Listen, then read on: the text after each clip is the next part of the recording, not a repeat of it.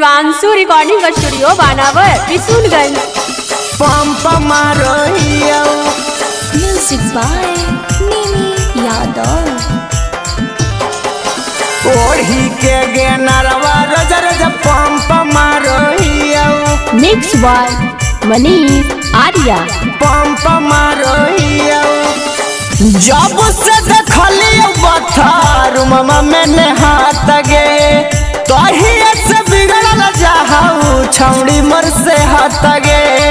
छौड़ी मर से हट गे। जब से देखलियो बथारू ममा में नहात गे तही से बिगड़ल जाहू छौड़ी मर से हट गे। लागो नहीं मनामा पड़ो जो ध्यानमा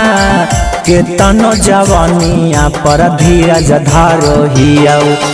टीवी धारे से हम तनियो नहीं डारो हिया आगे ओढ़ी के गे नरवा रोज हाथ मंजन करो हिया आगे टीवी धारे से हम तनियो नहीं डारो हिया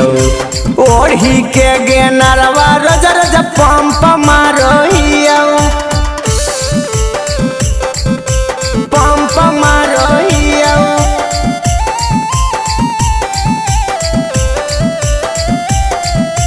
ओढ़ी के गे नरवा रोज रोज पंप मारो हिया पंप मारो हिया कबो बाहर जाइयो कि कबो भीतर जाइयो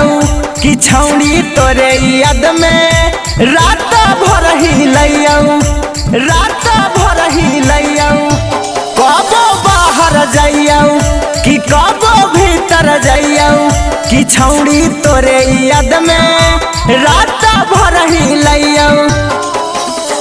देखी तोर सपनामा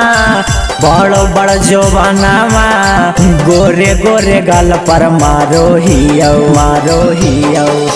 टीवी धारे से हम तनियो नहीं डारो हियो आगे ओढ़ी के गे नरवा रोज हाथ मंजन करो हियो टीवी धारे से हम तनियो नहीं डारो हियो आगे ओढ़ी के गे नरवा रोज रोज पंप मारो हियो पंप मारो हियो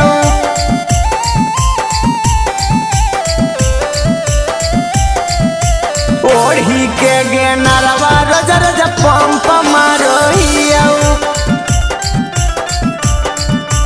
पंप मारो हिया गे छौड़ी दीदा पर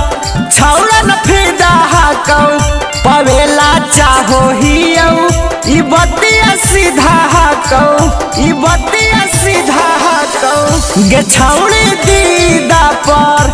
छौड़न फिदा हाकौ पवेला चाहो हिया ई बतिया सीधा हाकौ। रौशन पुजरिया देखी तोर कमरिया करन रजुनवानिया न लाड़ो हिया टीवी धारे से हम तनियो नहीं डारो हिया आगे ओढ़ी के गे नरवा रोज हाथ मंजन करो हिया टीवी धारे से हम तनियो नहीं डारो हियो आगे ओढ़ी के गे नरवा रोज रोज पंप मारो हियो। शिवांशु रिकॉर्डिंग स्टूडियो बानावर किशुनगंज।